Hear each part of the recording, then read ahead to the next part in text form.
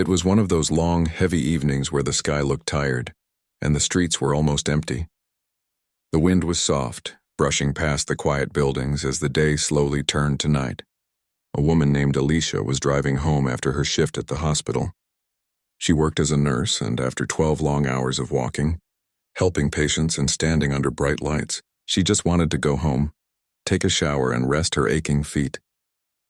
Her little car hummed gently on the road as she turned the corner into a quieter area. The radio played softly, a calm tune that matched her mood. Her mind drifted between her patients and the meal she planned to make when she got home. She smiled faintly, thinking of her husband who always waited up for her no matter how late she returned. But that peace didn't last long.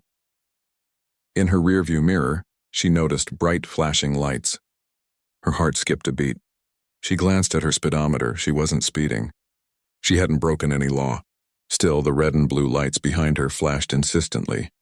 She pulled over carefully, her hands gripping the steering wheel. She took a deep breath, reminding herself to stay calm.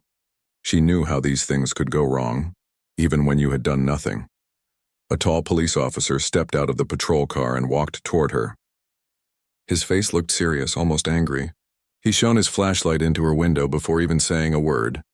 "License and registration," he said sharply.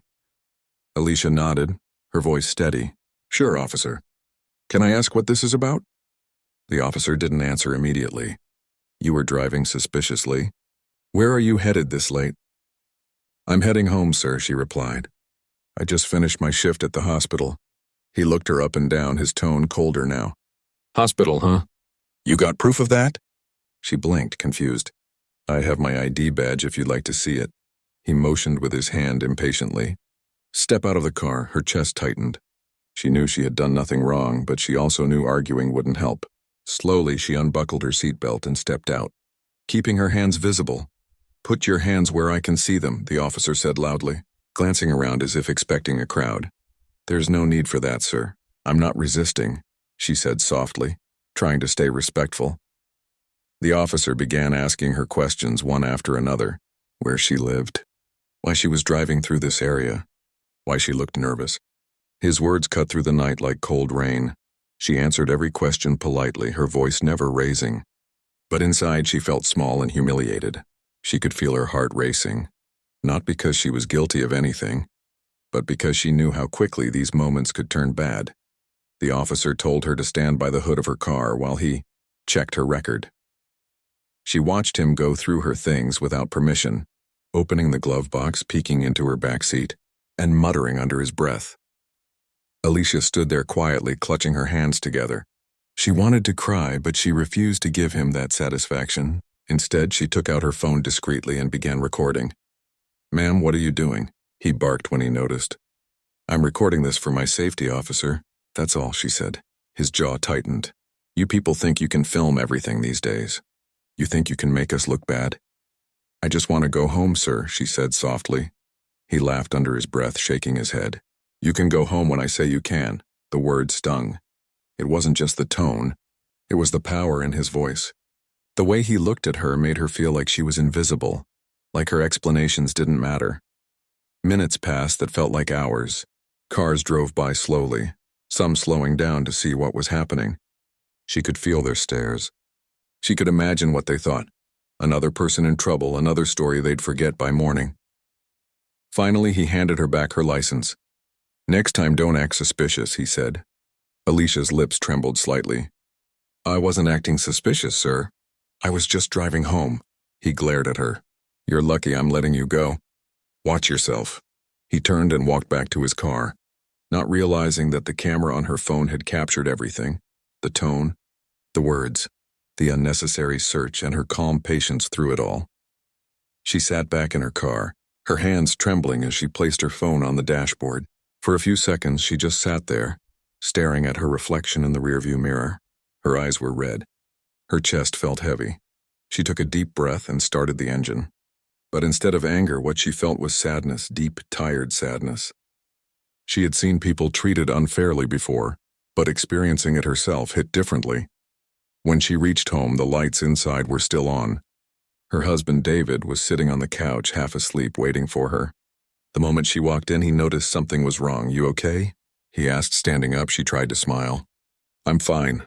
Just tired. He walked closer. No, you're not fine. What happened? Alicia sat down and exhaled slowly. She didn't want to cry in front of him, but the tears came anyway. She told him everything, word by word, about how the officer stopped her, the way he spoke to her, the way he treated her like a criminal. David listened quietly, his face still. His eyes softened as she spoke, but behind that calm, something else flickered, something colder. Did you record it? He asked. She nodded and handed him her phone. He played the video silently, his jaw tightening as the recording played out. When it ended, he placed the phone down and took her hand. I'm proud of you for staying calm, he said softly. You handled it better than most people would. I didn't know what else to do, she whispered. I just wanted to make it home. He nodded slowly. You did the right thing. Alicia wiped her tears. I don't want trouble, I just want this to stop happening. To me, to anyone. David looked down at the phone again. We'll make sure something is done, but we'll do it right. That night, long after Alicia fell asleep, David sat alone in the living room, watching the video again and again. He was a man who understood how systems worked, a man who had seen the inside of the same uniform that officer wore. But seeing his wife treated that way lit a fire inside him. He didn't want revenge. He wanted justice. He opened his laptop and began typing an email, not as a husband full of anger, but as someone who believed in fairness and accountability. He attached the video and sent it to the department's internal affairs unit.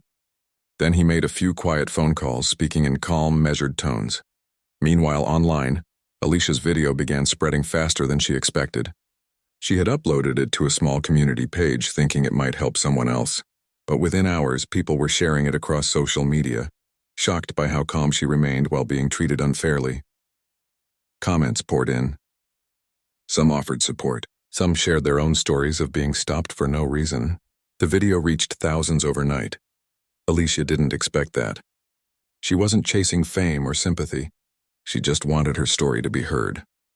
By morning, the clip had reached the attention of local reporters and community activists. They began asking questions. Who was the officer? Why was he allowed to treat someone like that? Was there any accountability? The officer, meanwhile, had no idea. He started his morning shift as usual, laughing with his colleagues, completely unaware that his face was now all over social media, and that the woman he stopped wasn't just anyone. She was the wife of someone who had spent his whole life serving the same force with honor. Someone who knew the rules, the laws, and the difference between right and wrong. Alicia spent the morning quietly sipping her coffee, scrolling through messages of support. She didn't feel triumphant. She felt heavy but hopeful. For once, the world could see what she and so many others went through silently every day. She glanced at her husband, who was already dressed for work, straightening his uniform in front of the mirror. She didn't know yet what he planned to do, but something about the calm in his face told her this wasn't the end of it. He kissed her forehead gently before leaving. Don't worry, he said softly. Some things have to come to light. As the door closed behind him, Alicia looked out the window, watching the morning sun rise slowly. She didn't know it yet, but that simple moment of recording her truth would set off a chain of events that would change everything, for her husband, and for the man who thought she was just another face on the road. The next morning felt different. The sunlight coming through the window was warm, but the air inside the house was heavy. Alicia woke up feeling drained, her body still tired from work and her heart heavier from what had happened the night before. She sat on the edge of the bed for a moment, staring at her phone. Notifications kept popping up one after another, comments, messages, and people sharing her video. It was all happening so fast. Her husband, David, had already left for work. He usually kissed her goodbye every morning before he left, but today he seemed quieter than usual, deep in thought. He had told her to rest and not worry, but she could see the seriousness in his eyes. As she scrolled through her phone, she saw hundreds of comments. Some were kind, filled with support and empathy. Others were angry, demanding justice. A few doubted her story, saying maybe she exaggerated. Alicia didn't respond to any of them. She didn't post for attention. She just wanted people to see what it felt like, to be treated unfairly for no reason, to be spoken to like she didn't belong. She turned off her phone and went into the kitchen to make tea. The kettle hissed softly, and the sound filled the quiet space. She looked out the window, watching neighbors walk their dogs, children waiting for the school bus, life going on as if nothing had happened. But for her, everything felt different now. That moment on the side of the road kept replaying in her mind. The cold tone of the officer's voice, the flashlight in her eyes, the way he made her feel small. She took a deep breath and whispered to herself, "You're okay. You made it home. That's what matters." Across town, in a tall glass building where the city's police department was located, David sat in his office with the blinds half closed. His desk was neat, papers stacked in perfect order. But his mind was anything but calm. He was a man who believed in doing things the right way. For over 15 years he had served with integrity. He had seen good officers and bad ones, honest men and corrupt ones. But seeing his own wife treated like that, it hit him somewhere deep. On his computer screen, the video of the traffic stop played silently. He had watched it several times already, analyzing every detail. The tone of the officer, the unnecessary aggression, the lack of professionalism, it was all there. There was no denying what had happened. He opened a folder on his desk labeled Internal Affairs and added the report he had written last night. He had sent a copy to his chief and to the ethics committee. But he knew things like this didn't move fast. Departments often tried to protect their own. Still, this case was different. It was already public. The video had spread too far to be ignored. Just then his phone buzzed. It was his chief calling him into a meeting. When he entered the conference room, a few other senior officers were already there. The atmosphere was tense. A large screen on the wall displayed a paused frame from the viral video. Alicia standing outside her car, hands visible, fear in her eyes. The chief looked tired. "You've seen this, I assume," he said to David. "I have," David replied calmly. "It's all over the internet," the chief continued. "Reporters are calling. Community leaders want answers. We can't ignore it," David nodded. "I understand. We're assigning an internal investigation," the chief said. "I'll need someone experienced to review the incident thoroughly, write a report, and recommend disciplinary action if needed." David looked at him, knowing what was coming. "I want you to handle it," the chief said. "You're fair. People respect your judgment." For a second, David said nothing. His heart pounded quietly in his chest. He could have easily said no. It was too personal, too close, but he also knew that no one else would treat this case with true honesty. "I'll handle it," he said finally. The meeting continued for a few more minutes. They discussed department policies, public statements, and media pressure. But David's thoughts were far away. Every time he blinked, he saw Alicia's face, calm, scared, but brave. Meanwhile, Alicia received a message from her close friend, telling her that news channels were already covering the story. They were replaying the video, discussing what had happened and asking whether there would be consequences for the officer. She watched one of the clips online. The anchors were debating both sides, some praising her calm behavior, others questioning the officer's conduct. She didn't want to watch anymore. It made her stomach turn. Her phone rang. It was David. "Are you okay?" he asked. "I'm fine," she said, though her voice didn't sound convincing. "I saw the news," he continued. "It's spreading fast. Just don't let it get to you. People will say all kinds of things online." "I didn't mean for all this to happen," she whispered. "I just wanted to be heard." "I know," he said softly. "You did nothing wrong." They stayed silent for a moment. Then she asked, "Are they doing anything about it?" "Yes," he said carefully. "They've opened an investigation." She hesitated. "You're part of it, aren't you?" He didn't answer right away. "Let's just say I'll make sure it's handled fairly." When they hung up, Alicia sat in silence.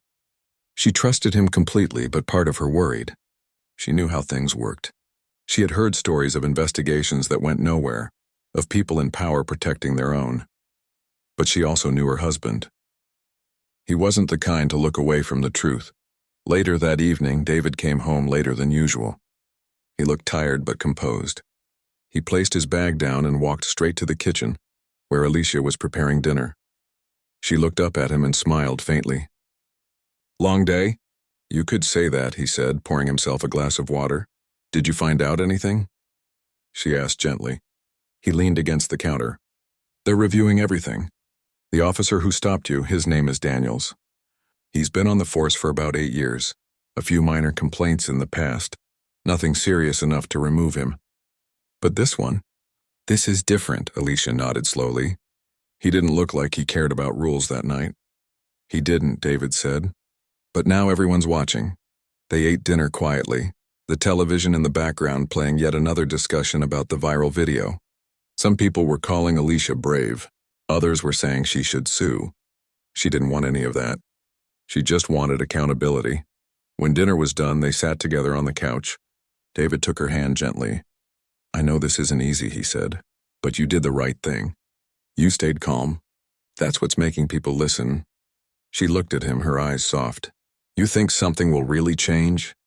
I do, he said. Sometimes it takes one voice to make people pay attention. For the first time that day, she smiled. I hope you're right. Outside, the night had settled in again. The world seemed quiet, but under that calm change was already beginning to stir. In the following days, things moved faster than anyone expected. The department officially launched the internal investigation. Officers were called in for questioning, and every frame of the video was reviewed. The media kept pushing, asking for updates. Officer Daniels started feeling the pressure. At first, he brushed it off, thinking it would blow over. But when reporters began showing up outside the station, and when his supervisor called him in for a private talk, he started realizing how serious it had become. He told his colleagues it was all a misunderstanding, that the woman was being dramatic. He didn't know who she was. He didn't know her husband sat just a few offices away, quietly leading the investigation. David never mentioned his connection to Alicia in the meetings. He kept everything professional, keeping his emotions hidden behind calm, precise words. But deep inside, he was counting every minute until justice was done. Back home, Alicia continued working her shifts at the hospital. Patients and co-workers recognized her now. Some hugged her. Some thanked her for speaking out. She appreciated their kindness, but every time someone said, "You're famous now," she felt uneasy. Fame was never what she wanted. Fairness was. One evening, as she drove home again, she passed the same road where it all happened. The streetlights looked the same, the road still quiet. For a brief moment, her heart sped up as she remembered that night. The flashing lights, the harsh voice, the fear. Then she took a deep breath, gripping the steering wheel a little tighter. This time, she wasn't afraid because now she knew. People were watching, the truth was out, and this time, silence wouldn't win. She drove home with calm determination, unaware that the next few days would bring the biggest revelation of all. One that would turn the whole department upside down. Days passed, but the story didn't fade away. It grew. Every morning brought new headlines, new reactions, and new questions. The video of Alicia's encounter had reached television channels, online platforms, and community pages all across the city. People were talking, not just about what happened to her, but about how common such experiences had become for others too. At home, Alicia tried to keep things normal. She still went to work, smiled at her patients, and did her job with the same quiet grace she always had. But deep inside, she was exhausted. Every time she heard someone mention her name or saw her face on the news, she wished it would all just settle down. Her husband, David, however, was living a very different reality. Inside the police department, things were tense. The higher-ups were under pressure from the public, the media, and city officials to act quickly. Meetings were being held almost daily. Statements were being drafted and redrafted. Every officer was suddenly cautious. Their tone, their actions, their behavior. David had been working silently behind the scenes, reviewing every second of the footage, going through reports, and interviewing officers who were on duty that night. The more he looked into it, the clearer it became that this wasn't just a small mistake. It was a serious abuse of authority. But what no one in the department knew was that the woman in that video was his wife. He had kept it to himself, knowing that revealing it too soon could create conflict or bias the investigation. He wanted everything to be handled properly. No shortcuts, no special treatment. Just fairness. One afternoon, while he sat in his office reviewing another officer's written statement, there was a knock at the door. His colleague, Lieutenant Harris, stepped in holding a thick folder.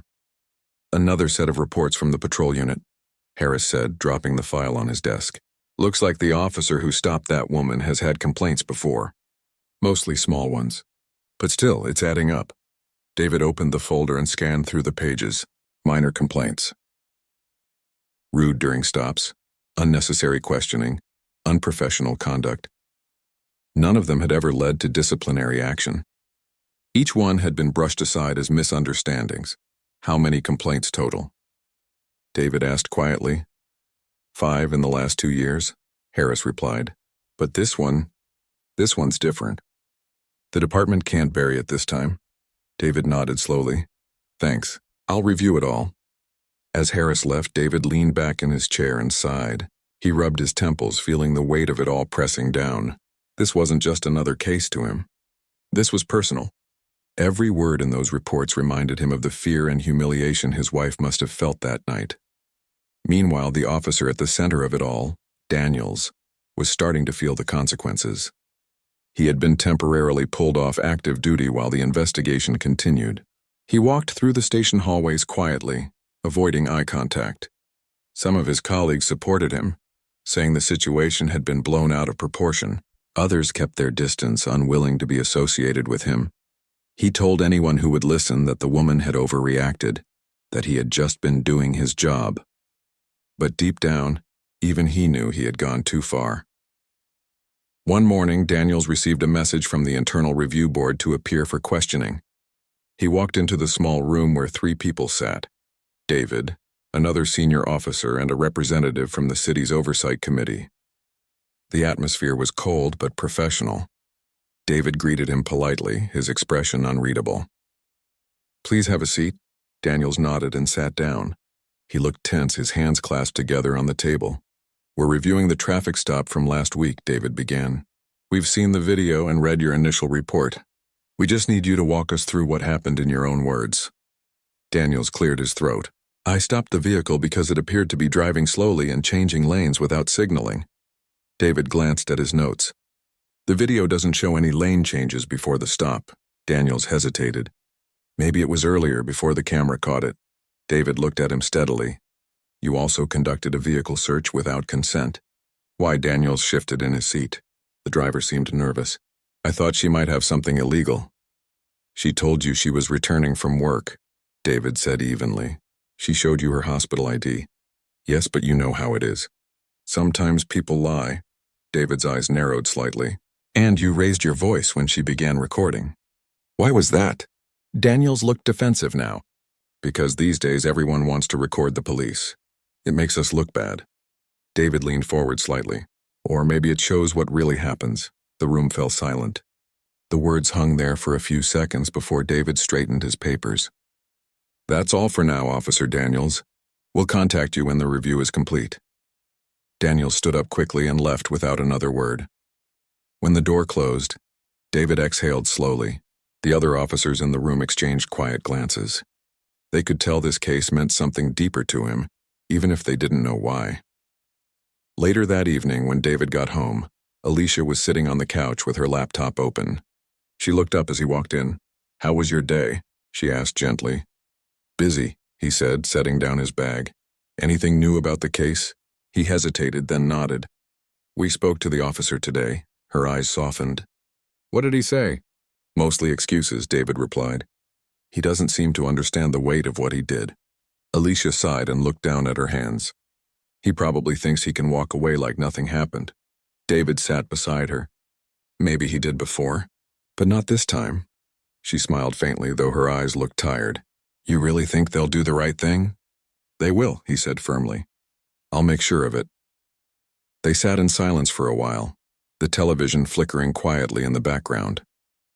In the days that followed, the investigation moved into its final stage. The Oversight Committee gathered all the reports, videos, and testimonies. They planned to hold a formal review meeting with the department's leadership to discuss disciplinary action.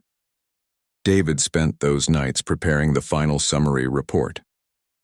He stayed late in the office, going over every word carefully. He didn't want to miss a single detail that could be used to justify bad behavior. When the day of the review came, the department's main conference room was filled with senior officers and board members.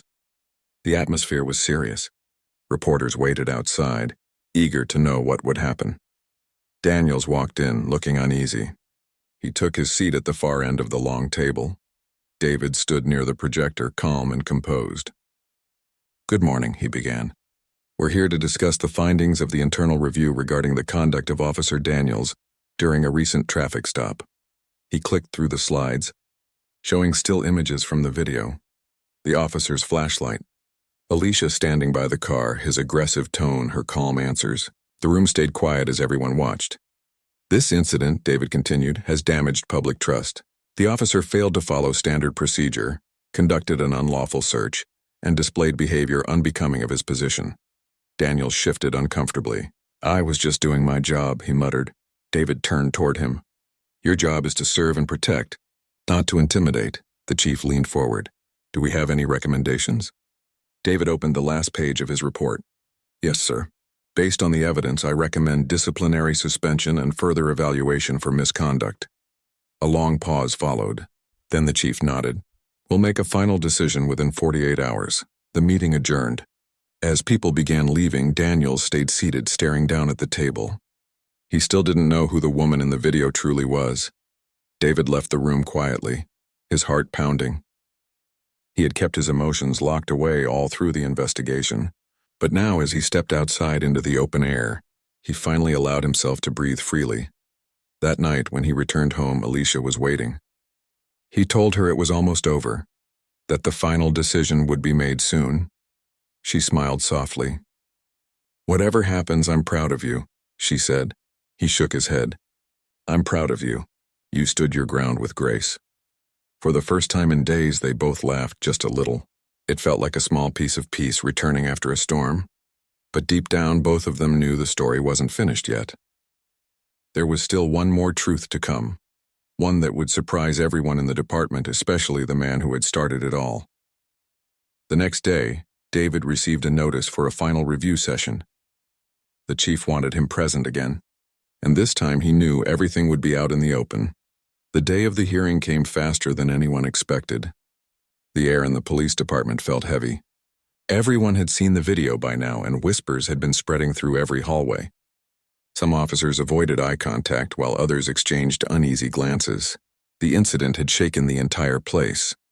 Inside one of the meeting rooms, the chairs were arranged neatly around a long table. The walls were lined with plaques, awards, and photos from past ceremonies.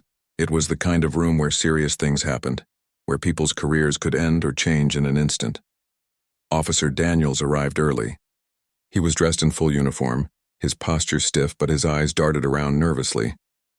He still didn't know the full truth, but something inside him felt off. The silence of the room was unnerving.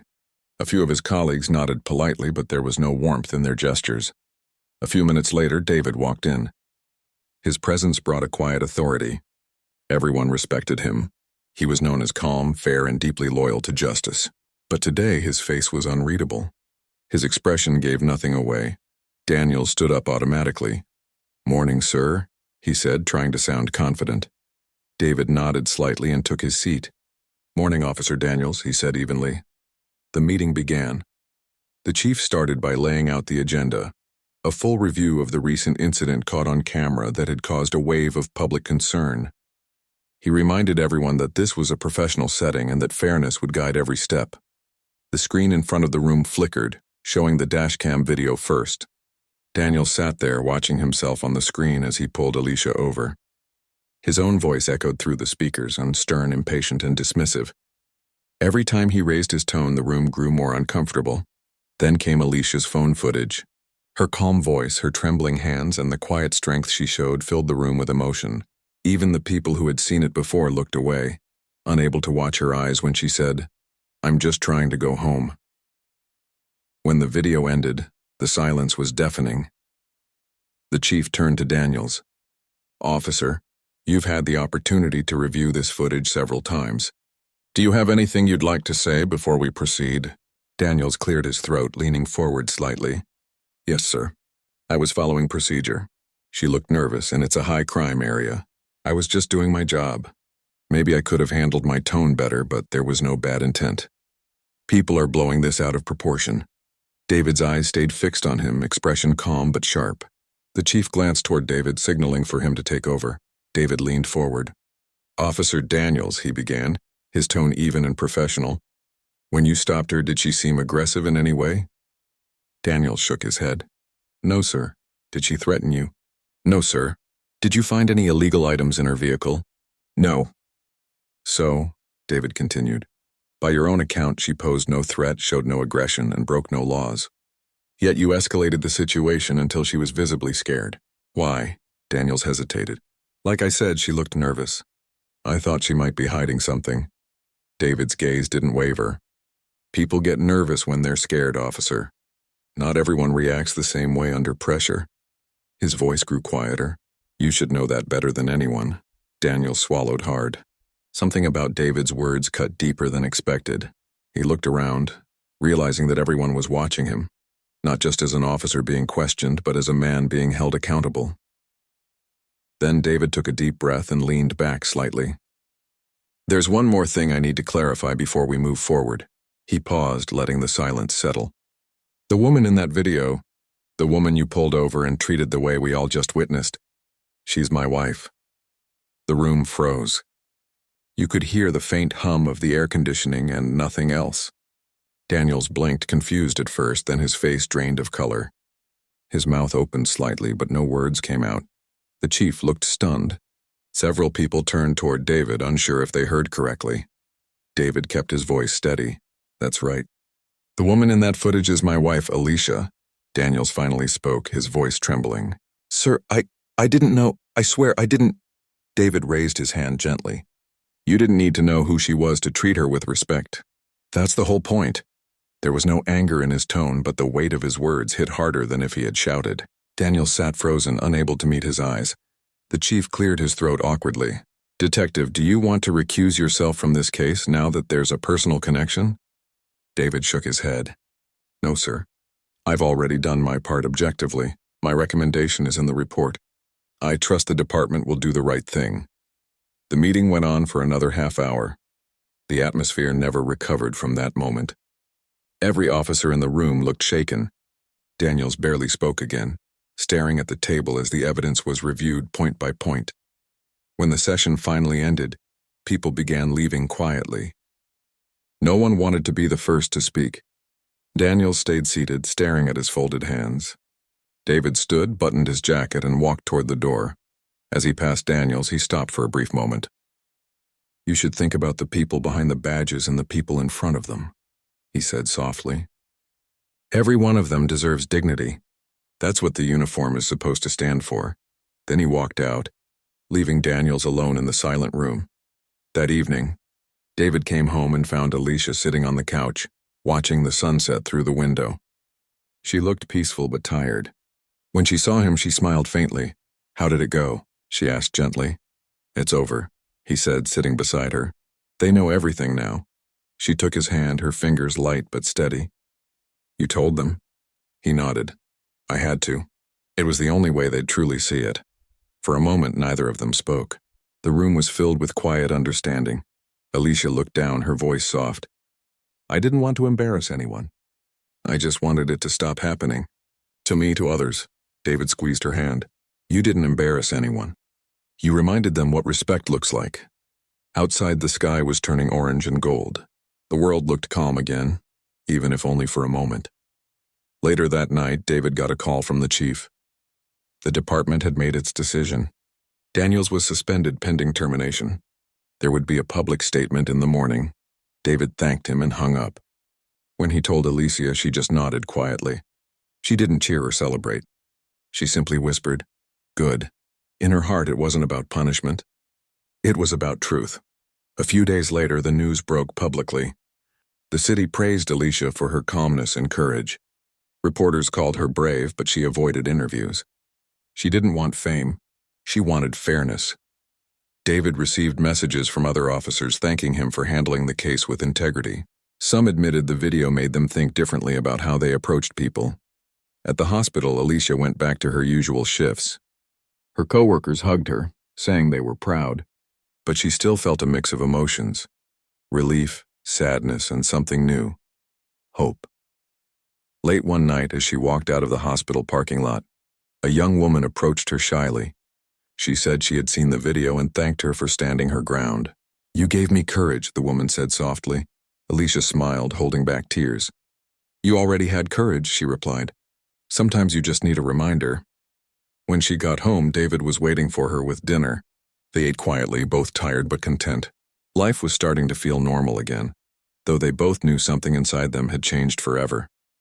The next morning, as the sun rose over their neighborhood, David looked out the window at the quiet streets. He knew not every story ended like theirs, but maybe, just maybe, this one would make someone think twice before judging a person by the color of their skin or the car they drive. And for Alicia, it wasn't about what the world thought anymore. It was about knowing she had stood tall when it mattered most, with grace, strength, and truth on her side. A few weeks had passed since the department's decision. The storm had calmed down, and life was beginning to return to something close to normal for Alicia and David. But even in the quiet, the echoes of what had happened still lingered in their minds. It wasn't something either of them could easily forget. Everywhere Alicia went, people recognized her. Sometimes it was a smile from a stranger at the grocery store. Other times a soft whisper when she walked by. "That's her," they'd say quietly. At first it made her uncomfortable, but over time she understood they weren't just recognizing her. They were recognizing what she stood for. One morning, as she walked into the hospital for her shift, one of the security guards waved and said, "You changed more than you think, ma'am." His words stayed with her the whole day. Inside the hospital, her co-workers treated her like family. Some of them had seen the video too. A few even cried when they told her how proud they were. One nurse hugged her tightly and said, "You spoke for all of us who have been afraid to." Alicia smiled gently but didn't say much. She wasn't looking for praise. In her heart, she just wanted people to treat each other better. She wanted to live in a world where someone's kindness mattered more than their color. At home, David watched her quietly from time to time, noticing how strong she had become. The whole experience had changed both of them. For him, it was a reminder that justice wasn't just something you worked for in your job. It was something you lived every day, in every choice, every word, and every action. One evening, they were sitting outside on their porch. The sun was setting behind the trees, painting the sky in shades of gold and pink. The neighborhood was peaceful, and for once everything felt still. Alicia held a cup of tea in her hands and said softly, "Do you ever think about what would have happened if I didn't record that night?" David looked out at the fading light and nodded. "I do, but you did record it, and that changed everything." She took a sip and sighed. "I wasn't brave. I was scared the whole time," he smiled. "Courage isn't the absence of fear. It's doing the right thing even when you're scared." For a moment, they sat in silence, just listening to the evening sounds, the crickets, the faint laughter of children down the street, the wind moving through the trees. Later that week, the city invited Alicia to speak at a community meeting about improving relationships between police officers and the public. She didn't want to at first.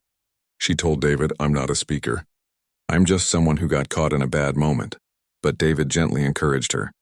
Sometimes the people who don't plan to speak end up saying what others truly need to hear. So she agreed. The day of the meeting came, and the small hall was full. There were officers, community members, and even a few students sitting in the front row. The air was quiet when Alicia walked up to the microphone. She looked out at the crowd for a moment, her heart racing. Then she began softly, "I'm not here to point fingers. I'm not here to be angry. I'm here to remind us that we all have hearts, and we all have families who worry about us. We all deserve respect no matter what we look like or where we come from." Her voice was gentle but steady. The room listened closely. She continued, "The night I was stopped, I felt powerless, but I stayed calm because I believed that my words mattered. And now, after everything that's happened, I know they do. We can fix things, but only if we start by seeing each other as people, not labels." When she finished, the room was silent for a moment. Then slowly, people began to clap. Some even stood. The chief of police was there too, and afterward, he came up to her and thanked her for her words. He told her that her story had inspired new training sessions for officers across the department. That night, Alicia came home feeling lighter. She sat beside David and said, "Maybe something good really did come out of all this." He smiled at her and said, "Something good always comes from truth. It just takes time." Over the next few months, life settled into a new rhythm. Alicia went back to her shifts and David continued his work at the department. Their days were long but peaceful. One afternoon while David was at work, he received a message from a young officer named Reed. The message said, "Sir, I saw the video again. I've been trying to change how I